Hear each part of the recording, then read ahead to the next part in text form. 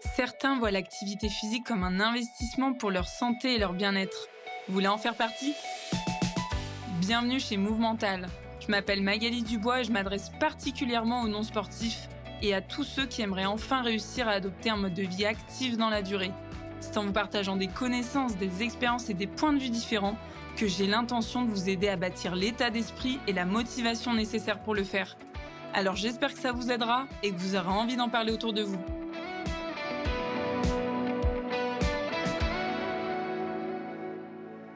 Imagine-toi la place de cette personne pour qui aller à la salle de sport, c'est pas vraiment ça quoi.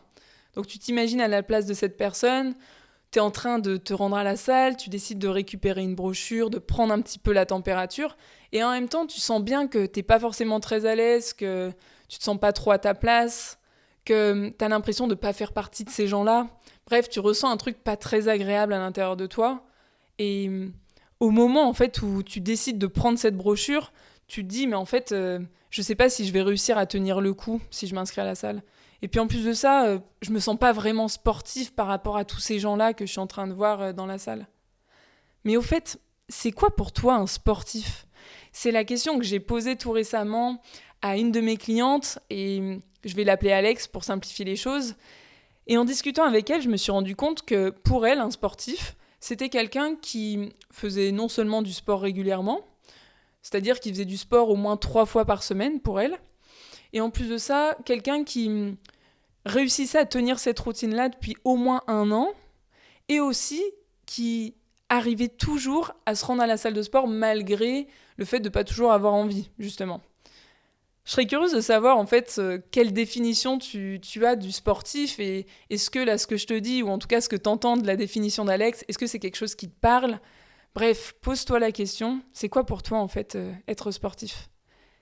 Parce que si tu as la sensation de vivre un petit peu la même chose qu'Alex, de sentir qu'un sportif c'est un peu ça pour toi, eh bien, qui te dit en fait que quand tu vas à la salle pour prendre cette brochure, parmi les gens que tu es en train d'observer, qui te dit qu'ils vont à la salle au moins 3 fois par semaine?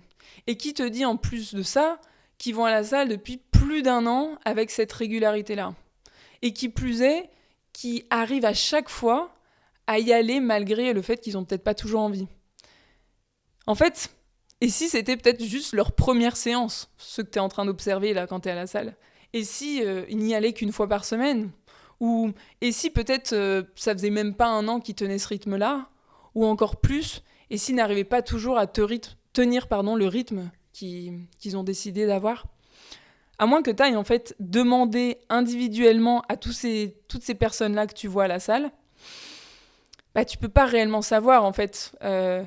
Si ça se trouve, ils ont commencé hier, si ça se trouve, ils y vont tous les 36 du mois, tu peux pas réellement savoir, à moins que tu ailles demander individuellement à chacun ce qu'il en est de sa situation. Et moi, je suis même allée vérifier pour toi. En France, ce qui se passe, c'est que parmi tous les gens qui sont inscrits dans les salles de sport, bah seulement 50% des adhérents n'y vont qu'une fois par mois. Et pire que ça, parmi tous les adhérents, seulement 25% n'y vont qu'une seule fois par semaine. Et encore pire que ça, seulement 15% de tous les adhérents y vont 3 fois et plus par semaine.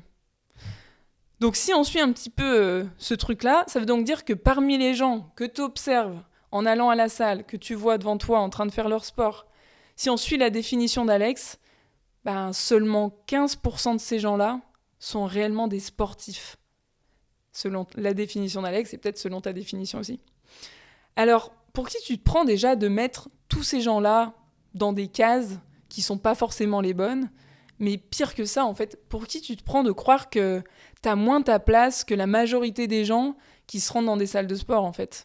Donc quand tu te sens pas assez sportif ou sportive en voyant tous ces gens aller à la salle de sport, bah rappelle-toi qu'il y en a seulement 15% qui sont sportifs comme tu l'entends. Et si toi tu peux pas faire partie de ces 15%, tu peux peut-être au moins faire partie des 25% de ceux qui vont, tu sais les 25% ce sont ceux qui vont une fois par semaine à la salle de sport. Mais moi je crois que tu peux même largement réussir à faire mieux que en tout cas les 50% des personnes qui n'y vont qu'une fois par mois. Ça, j'en suis plus que convaincue, c'est à la portée de tout le monde. Et en tout cas, moi, je peux t'aider pour ça. Je peux même t'aider à atteindre réellement le film que tu te fais sur tous ces gens-là que tu vois aller à la salle de sport et pour qui tu te dis mais oh là là, ils sont tous sportifs et moi je le suis pas. Tu n'as qu'à me contacter et on en discutera un petit peu plus tous les deux. J'espère que l'histoire d'Alex t'aura apporté quelque chose. Fonce mettre 5 étoiles au podcast si c'est le cas. Ça permettra d'aider déjà le podcast à être de plus en plus visible, mais surtout à aider d'autres personnes qui sont peut-être dans cette situation, qui n'arrivent pas à franchir les portes, soit des salles de sport, soit des clubs sportifs, peu importe, mais qui n'arrivent pas à être plus actifs dans leur quotidien.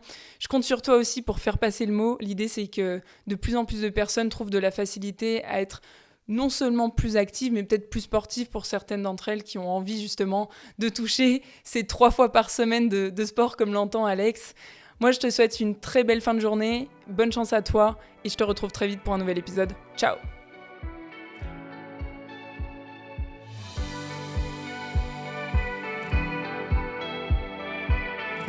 C'est tout pour aujourd'hui, enfin, presque. Avant de partir, j'ai 2 questions pour vous. La première, c'est quelle est la chose que vous pourriez retenir de cet épisode ? Et la deuxième, à qui vous pourriez la raconter ? En partageant ce podcast et en lui attribuant la meilleure note possible, vous inspirerez d'autres personnes à être plus actives. Et comme votre avis compte beaucoup pour moi, n'hésitez pas à me faire part de vos réflexions, j'essaierai de vous répondre. À bientôt !